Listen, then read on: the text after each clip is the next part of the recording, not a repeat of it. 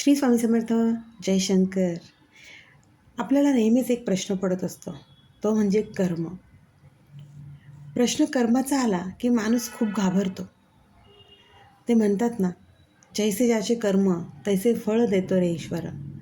पण असे कित्येक लोक आहेत ना या जगात, जे दुष्कर्म करतात, वाईट वागतात, लोकांना छळतात, त्यांचं मानसिक खच्चीकरण करतात, शारीरिक मानसिक दोन्ही त्रास देतात. त्यांना दुसऱ्यांचं वाईट झालेलं बघून एक अघोरी आनंद होत असतो.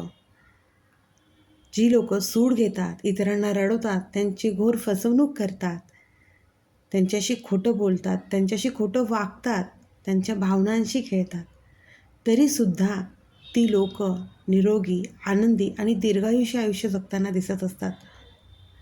मग त्या लोकांना नसेल का कर्माची भीती वाटत? त्यांना नसेल का त्यांच्या कर्माची शिक्षा मिळत? जे चांगले असतात, निर्मळ असतात, ते मात्र खूप अडचणीमधून जात असतात आणि कधीकधी लवकर देवाघरीही जातात. म्हणून एक प्रश्न नेहमीच असतो, कर्म खरंच आहे का? किंवा असून नसून कर्म आपण जसं समजतो तसं आहे का? कदाचित कर्म न्याय देत नसेल, कदाचित ते फक्त हिशोब ठेवत असेल. एक गोष्ट मात्र नक्की, वाईट माणूस नेहमी सुखात दिसतो आणि चांगला माणूस शांत असतो. आणि ही शांतता जगातली सगळ्यात महागडी गोष्ट आहे. याच्यावर आपले स्वामी खूप छान उत्तर देतात. स्वामी म्हणतात, बाळा, जे आता वाईट वागूनही सुखात आणि आनंदात आहे, त्यांच्यासोबत त्यांची पूर्वजन्माची पुण्याई असते. तोपर्यंतच त्यांचं चांगलं चाललेलं असतं. जेव्हा त्यांची पूर्वजन्माची जी पुण्याई आहे ती संपेल, त्या दिवसापासून त्यांचे वाईट दिवस चालू होतात.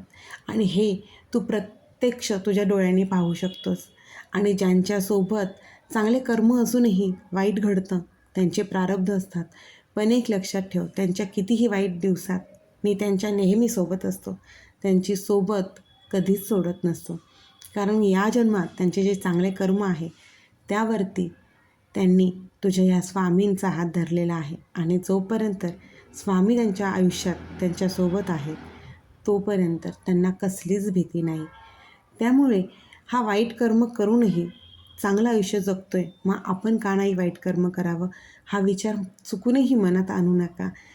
जे काही तुमच्याशी वाईट वागत असतील तर त्यांच्याशीही चांगलंच वागण्याचा प्रयत्न करा. कारण हाच चांगुलपणा तुमच्या आयुष्यामध्ये सकारात्मकता घेऊन येईल. तुमचे आनंदाचे दिवस नक्कीच घेऊन येतात. दुसरं तुला कितीही वाईट बोलू दे, तुझं कितीही खच्चीकरण करू दे, पण तू न डगमगता तुझ्या स्वामींवरती विश्वास ठेवून ह्या सगळ्या संकटातनं नक्कीच पार होशील. आणि एक गोष्ट बाळा, आवर्जून लक्षात ठेव की कोणी तुझ्याशी कितीही वाईट वागू दे, तू तुझा चांगुलपणा सोडू नको. तू नेहमी दुसऱ्यांशी चांगलंच वाग. कारण तुझ्या स्वामींची ही शिकवण आहे. आणि ती शिकवण जर तू अंमलात आणत आहे तर लक्षात ठेव, हे स्वामी तुला कधीच एकटं पडून देणार नाही. त्यामुळे आपल्या स्वामींची ही शिकवण नक्कीच लक्षात ठेवा. कर्म हे फिरून येतं, नक्कीच येतं. वेळ लागतो, पण कर्म नक्कीच फिरून येतं.